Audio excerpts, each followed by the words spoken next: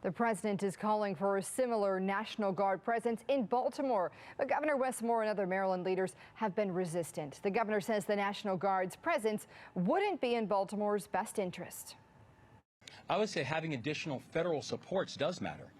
And I think both myself and the mayor have been very clear. We want more federal supports, but we want federal supports that actually work. That takes a level of seriousness that we're not getting from the White House. The governor is instead committing to a stronger state law enforcement presence in Baltimore, but there are some lingering questions about what a potential rollout could entail. Fox 45's Mackenzie Frost has the story. As the governor moves forward with surging state resources into Baltimore, we're questioning his office and other state leaders about what exactly the stepped-up law enforcement will look like. A renewed partnership on display in Baltimore. We believe in being boots on ground. Bringing the Maryland State Police, Transportation Authority Police, and the Baltimore Police Department together in the city. Governor Wes Moore announcing the plan last week in the Park Heights community, following weeks of back and forth with President Donald Trump, who threatened to send in the National Guard. The governor argues the timing of his actions had nothing to do with the president. Nothing we are doing is inspired by the president. The president does not inspire us. Now, the state police and MDTA will do proactive enforcement in high-risk areas of the city. So what you see here is a collaboration. And for the citizens of Baltimore City, we're here with you. We intend to go out and provide the services that you need to feel safe and enhance the safety you already feel.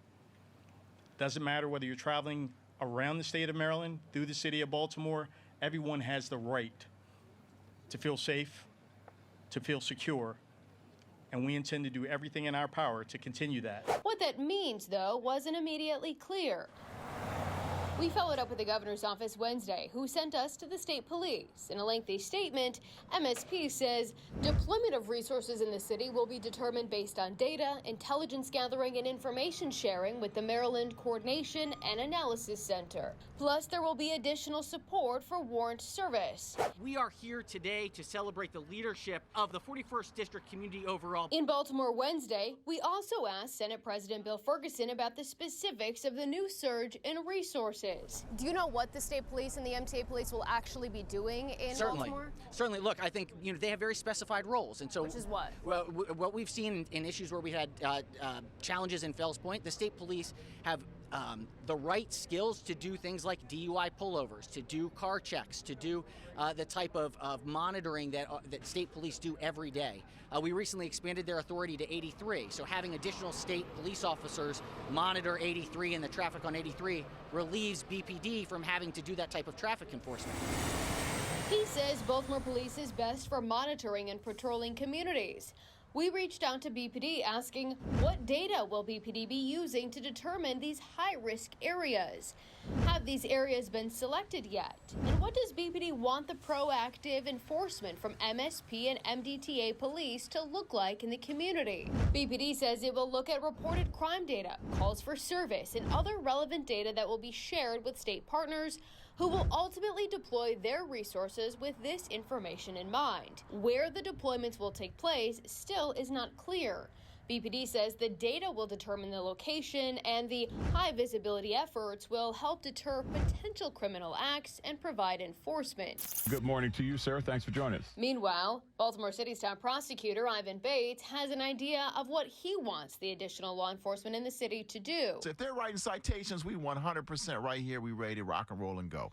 Public safety for Baltimore and beyond is also part of Moore's re-election effort, calling it his #1 priority and touting his effort while answering questions with reporters after launching his campaign. We have helped to break the back of violent crime, that scourge of violent crime that we were seeing before we came on board. When asked why he waited years to reinstate this partnership with state law enforcement to send to Baltimore, he argued the effort had already been underway. And so I think that people see that we are taking an all-of-the-above approach when it comes to addressing public safety, and what that also means is being able to make decisions and being able to move quickly to make adjustments. The only way you can do that and do it effectively is if you're actually connected to the community. But without a direct answer, we followed up with the governor's office Wednesday, asking why did it take so long for Governor Moore to reinstate this partnership and direct additional law enforcement if the plan had nothing to do with President Trump's comments about Baltimore and the possibility of sending in the National Guard. While not answering the question directly, a spokesperson from the governor's office says in part, the additional resources is an extension of ongoing deep collaboration and is the next step in Governor Moore's all-of-the-above approach to public safety. But it's a question we pose to Senate President Bill Ferguson as well. If that is the result of this renewed coordination, why didn't the governor do this earlier if it didn't have anything to do with the president, like he says? Well, I think last weekend we had quite a number of amazing events happening, right? We had a number of incredible, from the Orioles game to the Maryland Cycling Classic, everything that makes the city great.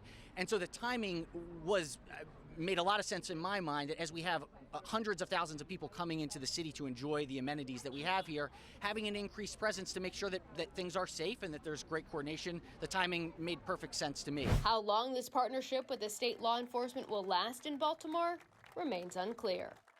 I'm working on getting an answer from BPD to find out if these new state law enforcement partners will be writing citations like the state's attorney Ivan Bates wants them to. When I learn an answer, we'll let you know.